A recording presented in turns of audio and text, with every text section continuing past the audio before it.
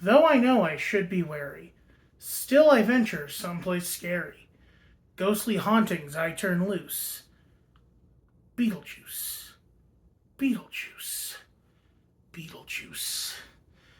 Good morning, everyone. This is Stressful. Welcome back at you with yet another episode of Film Foodie, the video series where I try food from film and TV and occasionally video games. There may be a lost episode that will one day appear on this channel, filmed at my old house. Well, my mom's house. I lived in her basement. It is a ramshackle episode that I probably won't post here unless I am really desperate. Anyway. So yes, we were trying something from Beetlejuice. What is it? Is it the cockroaches he eats? Is it the shrimp? Is it the shrimp cocktail that reaches out and grabs you? Is it even could it even be a bunch of bananas with a deadly tarantula? Per one, Harry Belafonte. Is it Harry Belafonte or Henry Belafonte?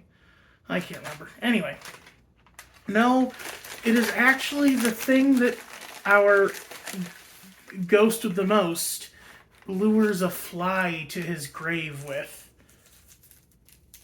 The Zagnut bar. Now, the Zagnut is, as far as I know, a discontinued candy. Like, I've never seen it outside of a Cracker Barrel, which kind of specializes in forgotten esoterica of, like, candy and soft drinks. You know, like, a Cracker Barrel's the only place you're going to get a Moxie. And most of the time, a Sioux City Sarsaparilla. Which is sad, because that is possibly the superior sarsaparilla. Oh, interesting. It's actually made by the Hershey Company. Huh. But, so what is the Zagnut bar? It is a crunchy peanut butter toasted coconut bar. I forget if it's got a chocolate coating. I'm assuming it does. It's made by Hershey's. So, in the film, it's just a, like, almost blink and you'll miss it interaction. We see the cemetery in the model town Adam Maitland built before he died, and a fly lands on the cemetery, and you see a hand pop out from beneath the rubber grass with a little holding a full-size Zagnut bar, saying, "Hey, come here, I got something good for you." Which, oh man, like, Beetlejuice, I think, is Michael Keaton's best role for me. A lot of people say it's Batman or probably Birdman nowadays, but, like, I didn't really grow up, like, he was not my Batman growing up. Again, like, Kevin Conroy was my Batman. God rest his soul. Now, Beetlejuice, though, that just iconic character, you know, insanely, like, charismatic. So much so that you kind of ignore a lot of the very grotesque things. Like, this man is, this undead, demonic individual is perving on a teenage girl. You know, "We come for your daughter, Chuck." Very quotable, too. Anyway, let's dig in. Okay, it is not... So it's not chocolate covered. Right. It's toasted coconut around what is ostensibly a Butterfinger. I've had this once or twice just to try it, but I've never, one, recorded my findings, or two, given an opinion on it. And honestly, I can't remember my opinion on it. But I like peanut butter, I like coconut, so let's dig in. It's a lot gooier than a Butterfinger. That is to say, oilier.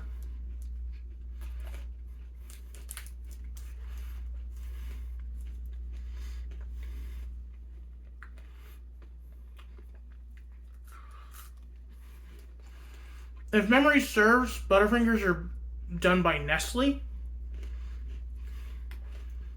So this might have just been their answer to the Butterfinger. And it probably didn't take off or something. It's like how Pepsi had to retire Sierra Mist because it couldn't compete with Sprite. Although I would bet dollars to donuts that Starry and Sierra Mist are the exact same beverage. Because like the lemon lime market is basically split in two. You have your Sprites and your 7-Ups. Now, Sprite tastes a lot better than 7-Up, but 7-Up has cherry 7-Up, which is really good. That said, if I'm going with a clear drink, I'm probably going with Diet Ginger Ale. Or they have a Diet Cranberry Ginger Ale in the in Christmas time. That's so good.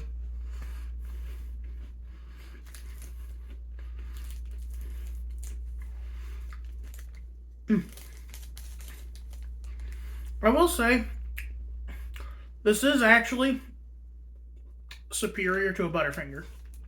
I love Butterfingers to death, but they do have their problems. Mostly the chocolate. That awful chocolate just melts all over the place. And then like the peanut butter itself is kind of very toffee-like, so it gets stuck in your teeth. This, because it is a little more oily, it's less, it's a little more greased, so it doesn't stick to your teeth as much. And the toasted coconut, easy cleanup job. Although I will say there's a little leakage at the bottom here, where the peanut butter grease is getting on my finger.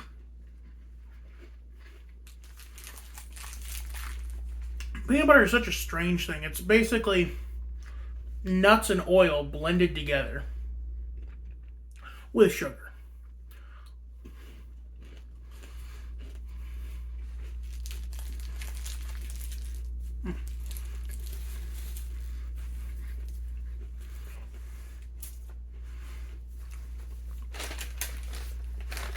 I don't know how true this is, but I actually once heard a rumor that, yes, I got a second one. They were on sale. Anyway, I once heard a rumor that while conducting for Beetlejuice, Danny Elfman, who was used to being, he was used to being a music writer for Oingo Boingo, a rock band. He wrote music. He wrote the music for Beetlejuice, and it was almost impossible to play. They had to get like specialist violinists in or something to like get the proper chords going. Again, that's like secondhand information. I can't vouch if it's true or not. Lord knows I don't know anything about music.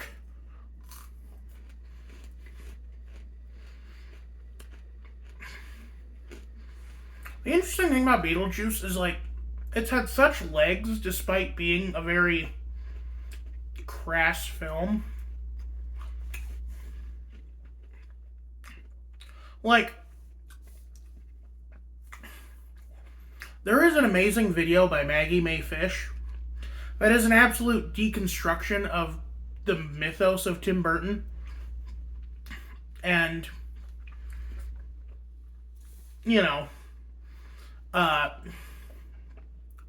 she does take aim at Beetlejuice and brings up some valid points about it. But even in spite of that, it's still a really good film. And I will say it has nothing to do with Tim Burton. Remember, filmmaking is a very like, everyone has to be on the same page. Like, Tim Burton didn't act in the film. That was Michael Keaton. That was the mom from Home Alone. He didn't do the set design. That was Bo Welch, I believe. He didn't do the music. That was Danny Elfman. And whatever orchestra he got.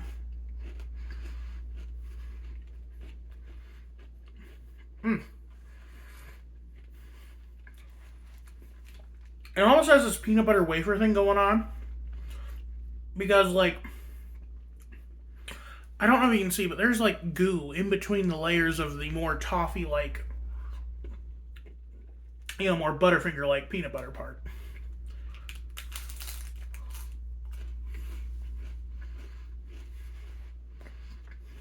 Anyway, Tim Burton didn't even write the script for Beetlejuice.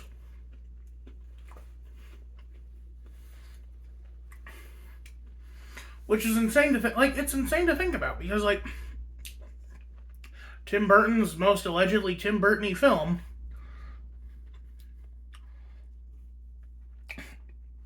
almost none of it was him.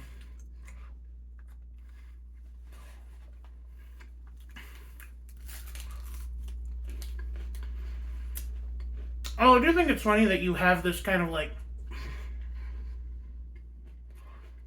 um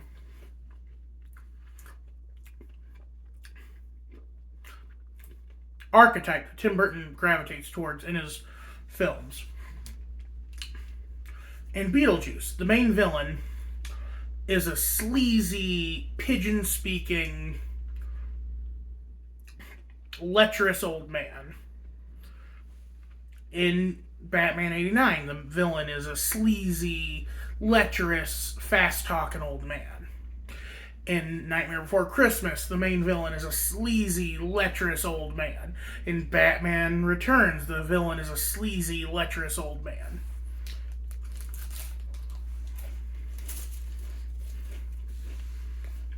You see how it kind of a pattern formed.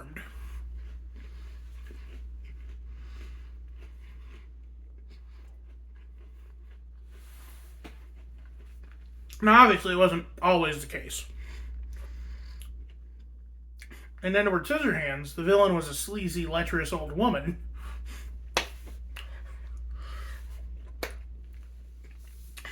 And in Charlie and the Chocolate Factory, the villain was the ghost of, or the villain was the fact that it was trying to remake Willy Wonka.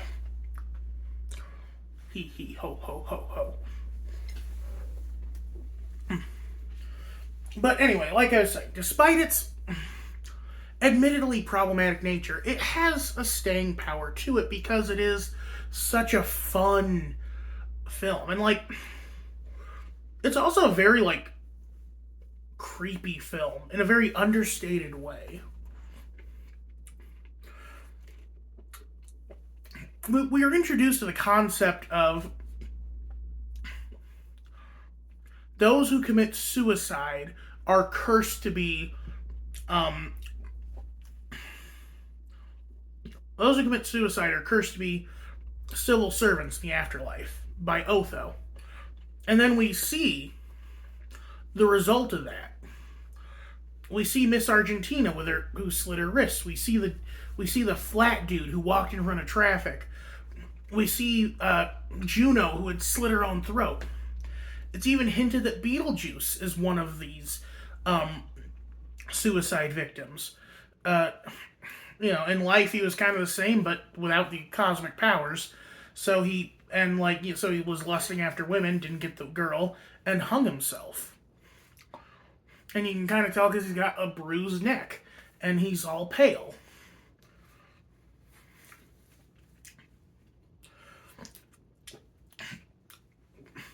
Anyway,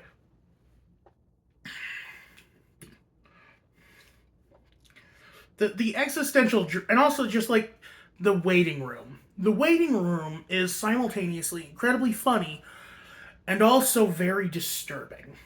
Like you have of course the big game hunter whose head got shrunk.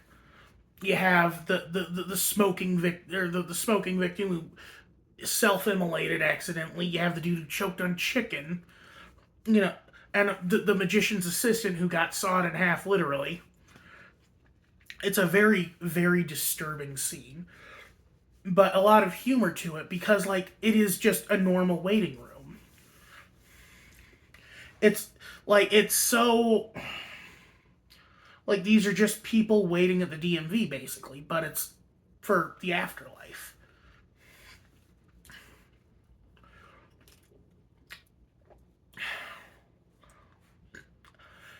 And like, despite all of that, it got turned into a kid's cartoon.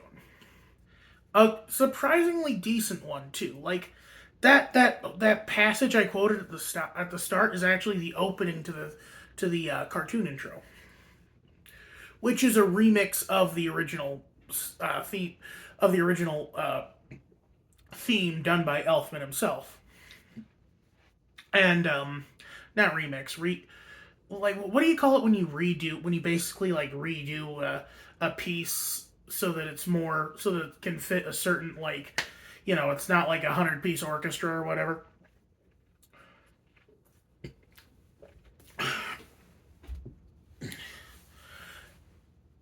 It had a show on at Universal, and even now like you have the Beetlejuice musical, which is awesome. They did change it around just a little bit. They added a little more of the show's formula because in the show, Beetlejuice and Lydia are friends. They aren't weird lovers. Not love. Calling them lovers is weird too. Beetlejuice did not lust after Lydia, which he didn't even lust after Lydia. Like, well, he kind of did, but it's weird. It's weird. They're dead, babe. Gone. Vamoose. See us. Whatever he said. Anyway, and I think the best joke that Beetlejuice, the TV show, ever did was Beetlejuice saying, "This literal translation stuff is killing me." And then the words literal translation fall on him. Because, like, the show is predicated on a lot of, like, kind of Robin Williams the Genie type gags where the character says something, and then that thing happens in a way. Like, coat and, like, if Beetlejuice wears coat and tails, he's got literal tails. Anyway, but the music, so bouncing back to the musical in the present, it changes a lot of stuff about Juno and Beetlejuice specifically. Well, and also the Maitlands. The Maitlands are changed from, I don't know what you'd call. I guess they'd be boomers to very millennial coded, where they like go to Trader Joe's and they have a bunch of weird hobbies like wine making and or no kombucha making and pottery and junk. And then Beetlejuice is changed to where he was born a demon. So like he was never a human to begin with, which is a little weird but also a little nice because it helps soften his character because we do see that like he has never had the option to be anything but a demon.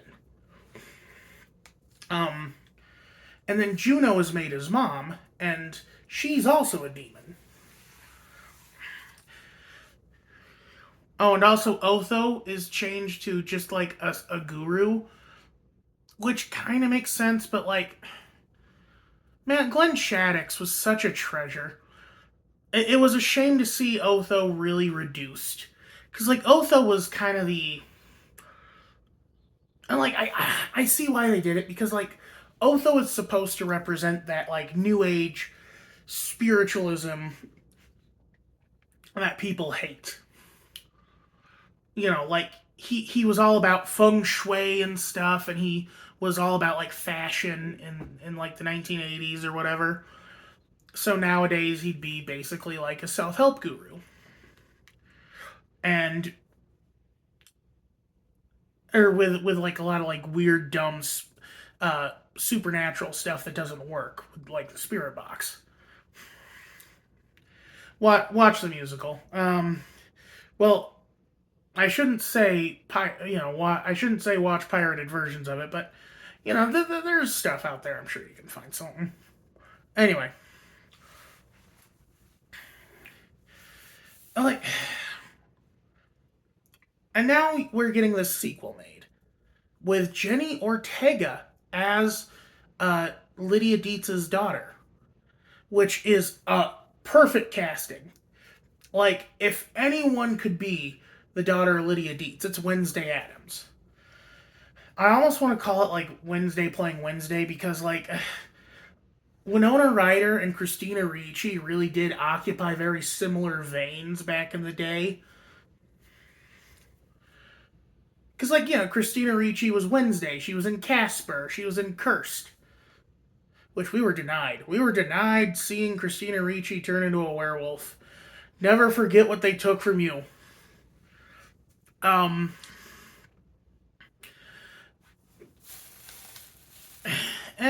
I just, it's a, I'm looking forward to it. I actually had a dream once about Beetlejuice too, as well.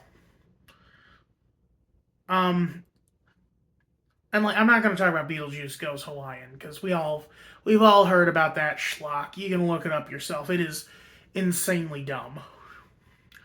Anyway, and also proof that what Tim Burton had no idea what the character was about. Anyway, the dream I had about Beetlejuice 2, and like, I will occasionally have very vivid dreams about movies that never existed. Lydia Dietz's son meets Beetlejuice's son, and Beetlejuice's son wants to be popular. So they throw this big party, and Beetlejuice's son is like, "See, guys, I'm just like you." And then his thumb is missing from his hand because, he's he was born undead. So he's like, "Son of a bitch!" And it's in the casserole. And then Beetlejuice teleports in and is like, "Where's my son?" You know. Which I'm glad that we are not going that route, hopefully. We don't need Beetlejuice Jr. Beetlejuice Jr. Try saying that. Someone try making that sound right. Anyway, I've prattled on way too long. You all have a good day. This is Royce Miller. I'm outie.